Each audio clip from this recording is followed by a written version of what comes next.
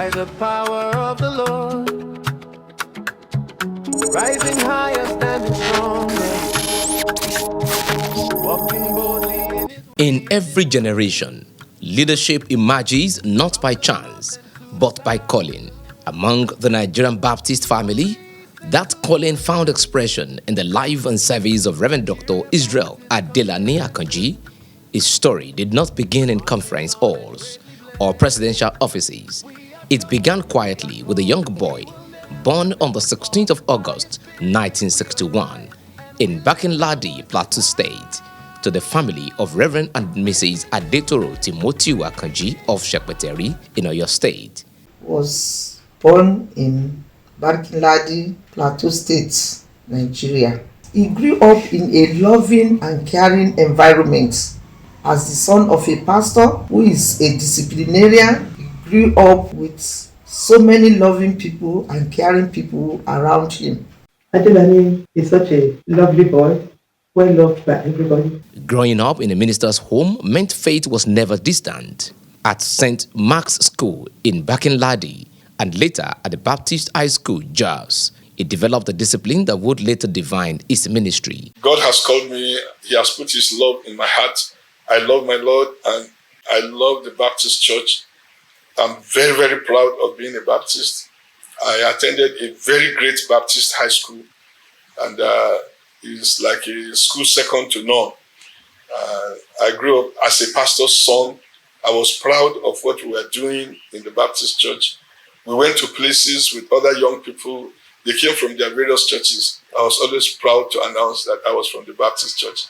Before the pulpit, there was a different field of service. He joined the Federal Airport Authority, Nigeria, where his leadership quality surfaced even in the workplace. Before I got into the ministry at all, back in Plateau State, as a young Christian in my church, I was working at the airport in Jos, the Hypan Airport.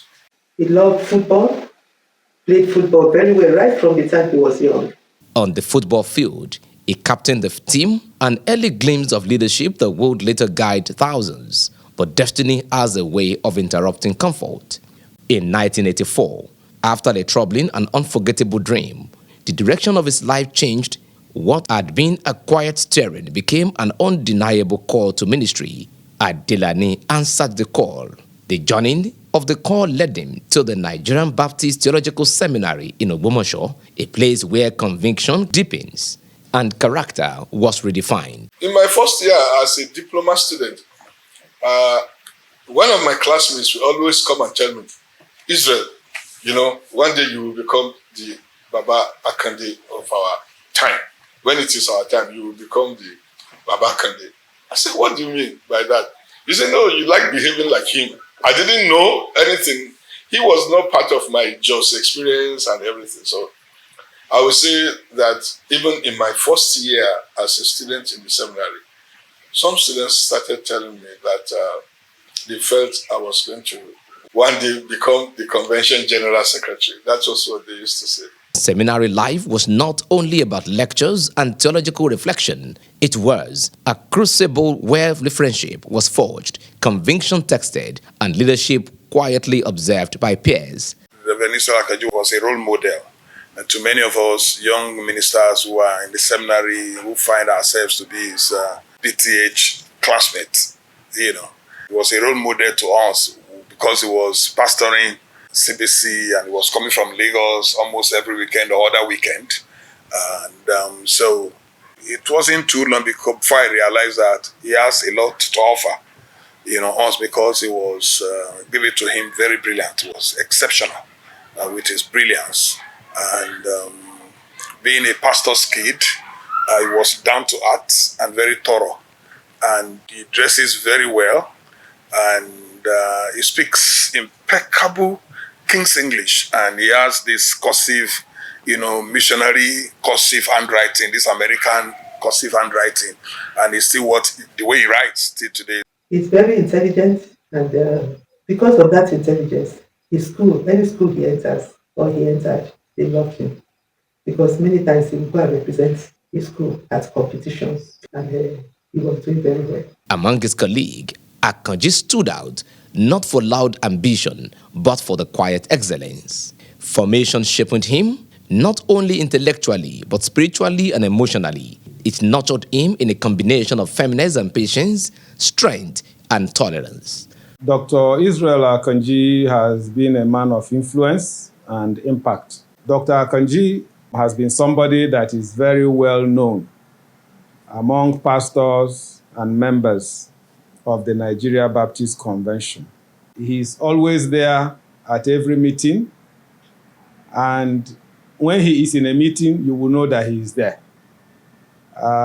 It's either he's making people to laugh, or he is making vital contributions to discussions that are going on, policy issues, and has really done that very well, even before he became the president of the Nigeria Baptist Convention. From the classrooms of Ogbomoso, the next chapter unfolded. His early pastoral ministry began at the Christ Baptist Church, Bagada, Lagos. It was here that his pastoral instincts became visible: attentive preaching, structured leadership, and a growing commitment to mission. But a defining chapter of his pastoral life would soon begin in the nation's capital. At First Baptist Church, Garki, Abuja, Reverend Dr. Adelani Akanji served faithfully for 22 years. Throughout his pastoral ministry, he set a very positive example of what it means for a pastor to lead his church to cooperate with the denomination. In the many years that he's been a church pastor, he has always been a positive example. Under his leadership, the church experienced steady growth and renewed focus. Structures improved, ministries expanded. Leadership often revealed itself gradually through consistency rather than spectacle. By 2021, the Nigerian Baptist Convention stood at a moment of transition after a decade of leadership under Reverend Dr. Shupo Ayokunle. The appointment of Reverend Dr. Israel Adelani Akanji as the new convention president. Delegates across the convention sought a new steward for the next season. Through prayerful deliberation and collective trust, Reverend Dr. Israel Adelani Akanji was elected president of the Nigerian Baptist Convention. We have been moving. So now we will begin entering. With that decision, a new chapter of newness began. It came in at the time we were just opening up our Baptist International Convention Center for the first convention session. That was in 2021. And that was the session that brought in me. I came in making a statement that my coming in will bring about continuity and discontinuity. Presiding over a national faith community required more than administrative skill. It demands vision, patience, and ability to hold together a diverse family of churches. At the ecumenical level in our Nigerian Baptist Convention here, he has taken us to a very high level, to the point that wherever we are now, through Dr. Akanji's influence and participation, people will love and they will be yearning to see the Nigerian Baptist Convention. He has been a wonderful ally, a dependable preacher, and an energetic man of God who preaches balanced theology. From the beginning, his presidency emphasized service over display. Under his regime, we are able to win so many grants, especially our EDAPI. We are able to win grants that took us to Maiduguri to go and attend to flooding disaster that took place there, where we are able to cater for over 3,000 people. That's a capacity building. Honestly, he has supported training, both in-house training, both trainings that professional trainings. And right now, he desires that there should be training going ongoing constantly. And that has been his passion. He doesn't compromise. If something happens to a staff, Baba will make sure he visits the family, which means Baba's staff welfare is paramount to him. Health mission expanded, bringing compassionate care to communities through the commissioning of Baptist Medical Center in Igbajo and Ilero. Infrastructures were advanced. At Baptist International Conference Center, Lagos-Ibadan Expressway, new halls increased the convention's capacity for gatherings, training programs, and national meetings. These were not projects for prestige. They were investments in mission. I can't forget the NFTV. The NFTV is a department God has given to us as a great blessing to the Nigerian Baptist Convention. Not all people are able to operate a television outfit. It's very expensive to run. Equipments are expensive. Personnel are not easily found. You have to be looking for the best of hands to help. And God did a great thing for us. I believe NFTV is one of those places we must give thanks to God for. Beyond buildings, attention turned to governance. Some of the discontinuity which resulted into newness. You will know that all the themes of our convention every year, the themes are talking about newness, entering into newness. We say we are entering into newness through praise and thanksgiving, entering into newness through love and unity, entering into newness through apostleship and discipleship, entering into newness through fasting and prayer, and now entering into newness through the fruit and the gifts of the Spirit. The whole idea is that God laid it in our hearts that we were going into newness. 1 Corinthians 2 verse 9 says, eyes have not seen, ears have not heard, neither has it come to the thought of men what God has prepared for them that love him. And therefore, we have tried to look at the convention themes and giving a spiritual direction that will take us into newness. Now, be that as it may, holding on to pursuit of newness, we therefore have had to bring a few new things on board in the denomination. But perhaps the most visible shift during these years emerged among the youth. From the early days of the presidency, a deliberate emphasis was placed on engaging the next generation. One area that was my focus as I was coming in as convention president was the area of the youth, the young people. The question had always been, our youths are leaving our Baptist churches. Our youths are going to other denominations. How can we retain our youths? Because if we do not have our youths with us, then we are losing our future. And I discovered that in order for us to have our youth, we must invest in our youth. So we prayed to God and asked God, and God began to give us a leading. And therefore we called for a congress of all the youths, which we call the Arise Congress.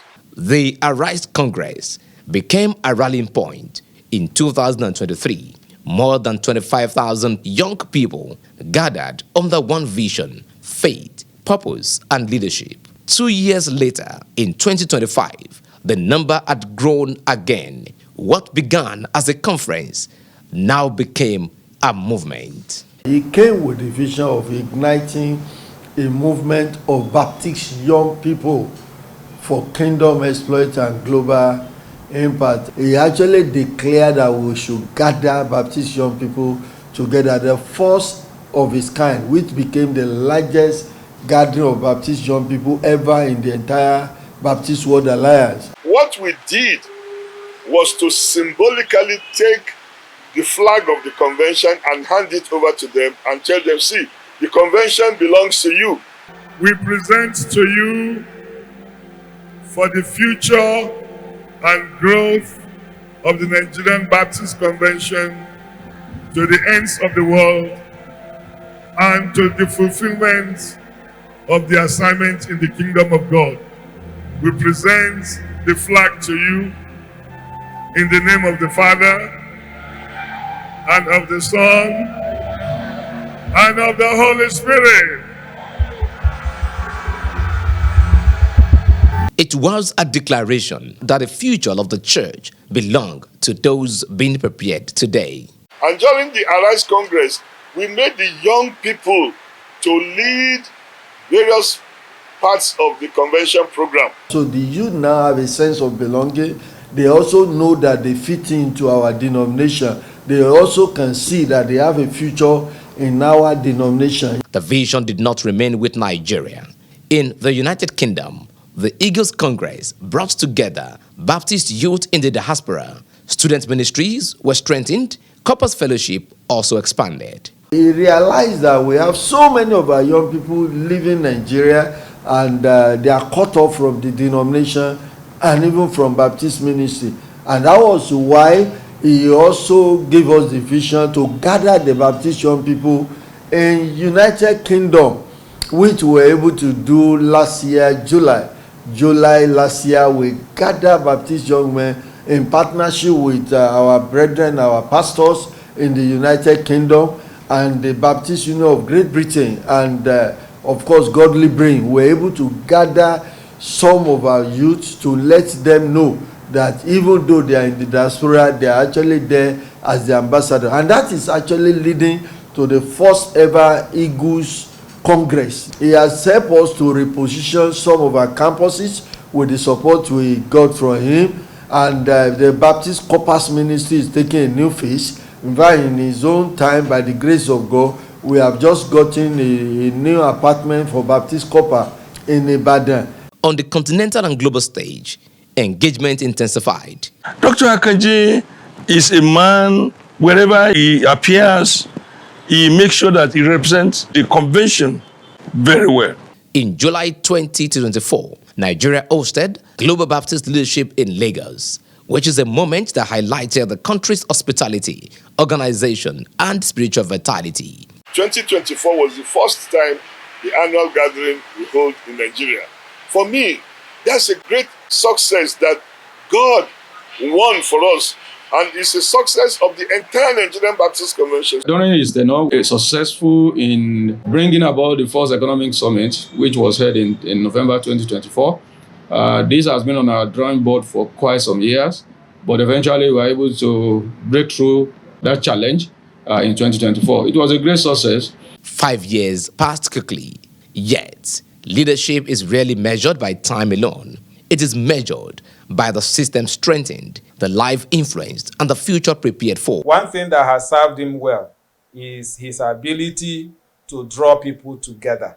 I think one of the things that God has helped him as president of the convention is to move to the people at the grassroots to know that they are the convention, not looking at the Baptist building. The media chat for me has been a major blessing, because it has been able to convey the heart of the convention to the people of the Nigerian Baptist Convention. Sometimes there are gray areas in our operation.